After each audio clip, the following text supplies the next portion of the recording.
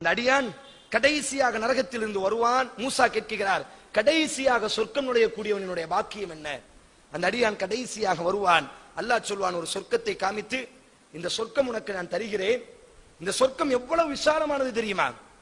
நீ வாழ்ந்த உலகம், அந்த உலகம் முழுவதும் ஒருவனுக்கு கரத்தில் நான் கொடுத்து அவனை மன்னனாக ஆக்கினால் அவனுக்குத்தான் முழு உலகம். இந்த உலகத்தினுடைய வைரம், இந்த உலகத்தினுடைய வைடூரியம், இந்த உலகத்தினுடைய அத்தனை மக்களும் அவனுக்கு பணியாளர்கள். அவன் மூச்சு விட்டால் தான் பேச முடியும்.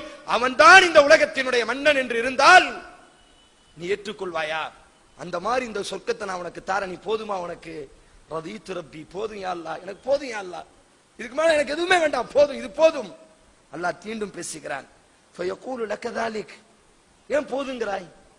வமிஸ்லுஹு வமிஸ்லுஹு வமிஸ்லுஹு வமிஸ்லுஹு வமிஸ்லுஹு, வாழக்கூடிய அந்த உலகத்தை மாறி, அந்த உலகத்தை மாறி, அந்த உலகத்தை மாறி, அந்த உலகத்தை மாறி, அந்த உலகத்தை மாறி 5 மடங்கு நான் உனக்கு தாரேன்.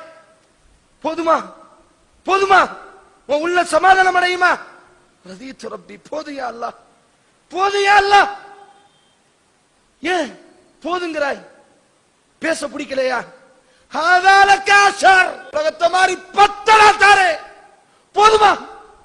போதுமா உனக்கு? ரதீத்து ரப்பி, போதும். ஏன் போதுங்கிறாய்?